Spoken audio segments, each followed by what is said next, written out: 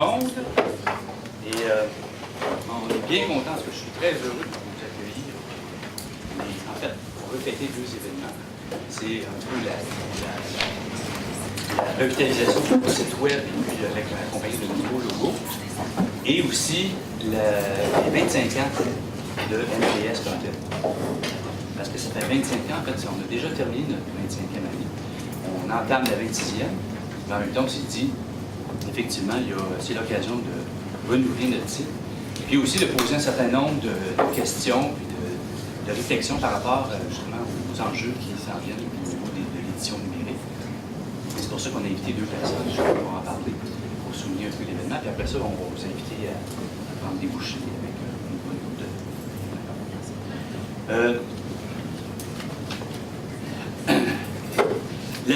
Justement, le premier enjeu, le premier défi qui se présente à la revue, c'est effectivement les transformations qui ont trait au mode de production de l'édition scientifique comme telle, où de plus en plus, les copies papier, les abonnements papier vont être partiellement ou complètement disparus. On va faire le deuil du papier bientôt. C'est comme ça avec le journal de la presse, tranquillement, pas vite. On s'aperçoit qu'il laisse tomber le papier aussi. Et le plus important là-dedans, c'est le modèle économique qui semble être proposé ou en discussion actuellement pour toutes les revues scientifiques. Là, ça se partage entre deux projets, on pourrait dire. Le modèle économique autour d'une entreprise privée, on connaît ça, ou au contraire d'un service public. C'est un peu l'idée, avec le libre accès, et dorénavant, il n'y aurait plus d'abonnement individuel payant. Donc, c'est toutes des questions effectivement très importantes qui s'en viennent par rapport à la production des revues scientifiques. Ça touche toutes les revues, pas seulement que la revue NPS. Et on a même, justement, ici à l'UQAM, on a pris les devants un peu en se mobilisant les 5 revues reconnues institutionnellement, les revues scientifiques reconnues par l'UQAM. Ça veut dire que l'UQAM est propriétaire, l'éditeur des revues comme tel. On s'est mobilisé pour la première fois l'année passée dans l'histoire de l'UQAM. Il faut faire quand même. La première fois, on s'est réunis parce que les presses de l'Université du Québec avaient abandonné plusieurs d'entre elles dans le soutien à la production, aussi la gestion des abonnements et la production papier comme tel, en disant que ce n'était pas assez rentable. Donc là, on se dit, voyons donc, c'est quoi c'est pas assez rentable, les revues scientifiques, ça sert énormément. C'est par là que passe la diffusion des connaissances, bon, ça sert beaucoup aux étudiants, mais aussi au milieu de pratique. Bref, on ne connaît pas comment ça fait les presses de l'Université du Québec. Agissaient ainsi. Et par rapport aussi à la production numérique, il y a beaucoup de revues qui se sont mises en place. Ça s'est multiplié. Et là, sans qu'il y ait de règles claires dans tout ça. Et puis les bailleurs de fonds, effectivement, continuent à financer, mais sans trop être trop clairs sur les règles en termes de développement. Donc là, les revues à l'UQAM, on s'est réunis pour non seulement aller voir le vice-rectorat à la recherche pour faire le point là-dessus, mais aussi pour proposer un débat, avec, entre autres, Éric Duchemin, qu'on a invité ici, qui va venir nous en parler tantôt. On veut proposer une subvention de FODAR, qu'on appelle, où on réunit toutes les revues de l'Université du Québec, pas seulement l'UQAM, où on va inviter les autres revues à faire un débat sur ces enjeux-là, pour en discuter. Donc, ça, c'est un premier enjeu d'importance par rapport à l'avenir de la revue NPS. C'est aussi qu'à l'ère numérique, nos objets scientifiques de la recherche, c'est-à-dire l'intervention sociale, et bien ça aussi, c'est appelé à se transformer. Ça se transforme déjà à travers justement les réseaux sociaux et les technologies d'information et de communication. Et c'est pour ça qu'on a invité aussi Sylvie Joquem, qui va venir nous en parler un peu plus. C'est son objet de recherche comme tel, spécifique. Mais avant de vous présenter ces deux personnes-là qui vont justement présenter je pourrais dire, les deux enjeux les plus importants pour la revue. Quelques mots sur la revue NPS. Je ne suis pas sûr que tout le monde la connaît. J'espère que tout le monde la connaît, mais je ne suis pas sûr. Donc, elle existe depuis 1988. Elle a été fondée par Yves Vaillancourt, un collègue de l'École de travail social ici. Et c'était dans un contexte où on parlait beaucoup de la crise de l'État-providence. Donc, où là, les modèles d'intervention, de financement, de services publics étaient en train de se transformer. Et la revue voulait, en fait, s'est mise sur pied carrément pour combler un vide sur les réflexions par rapport au développement de nouvelles pratiques. C'est pour ça qu'on a appelé ça les nouvelles pratiques sociales. D'ailleurs, j'ai apporté ici, ça fait très drôle, c'est le premier numéro et le 25e numéro.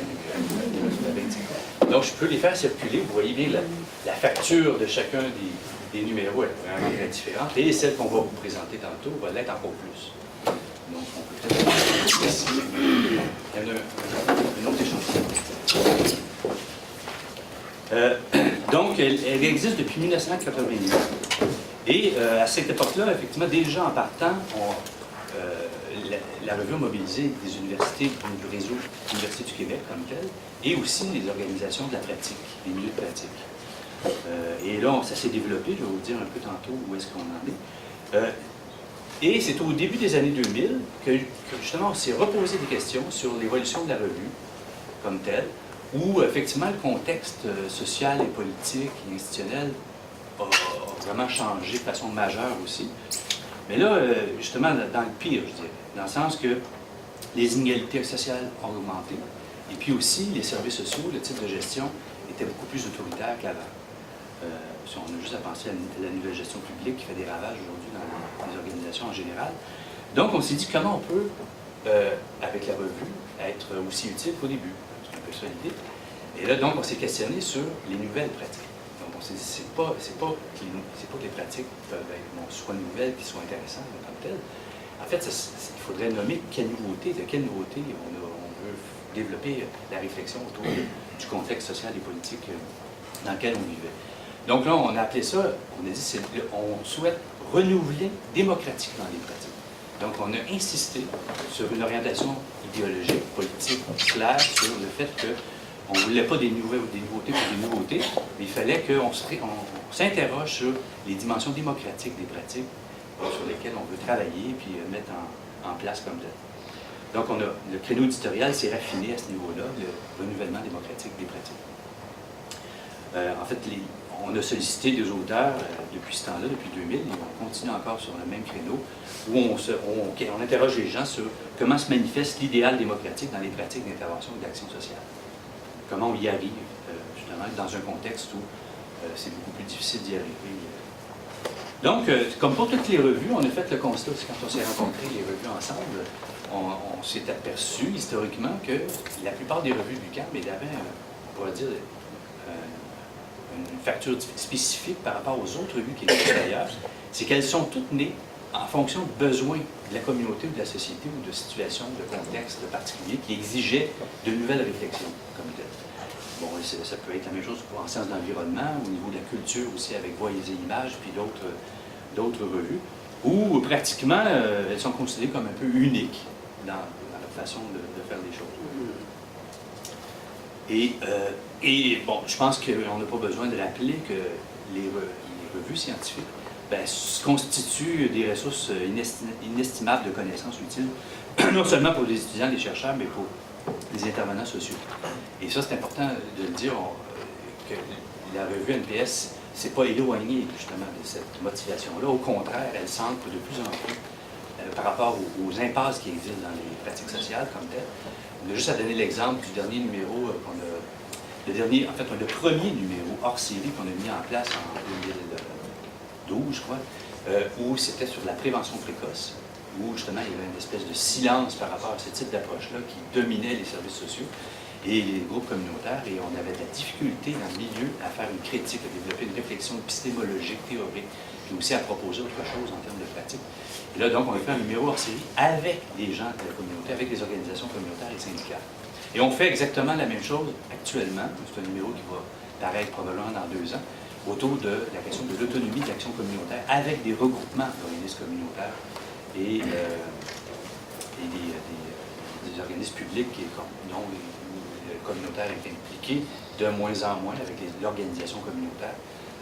Mais ils sont intéressés aussi à parler d'autonomie. C'est la même chose, la question de l'autonomie, de l'action communautaire est comme un peu passée en dessous du tapis. On n'en parle plus beaucoup. Et là, nous, on veut remettre dans le débat public cette question-là.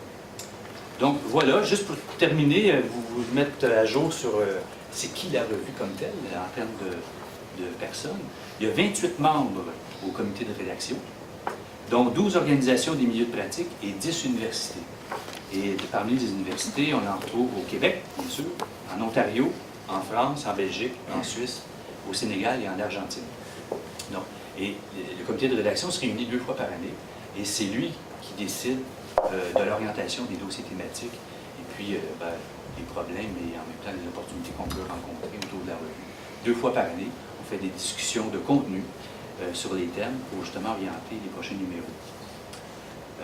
Et 9 membres à l'international, finalement, parmi les pays qui sont à l'extérieur du Québec comme tel.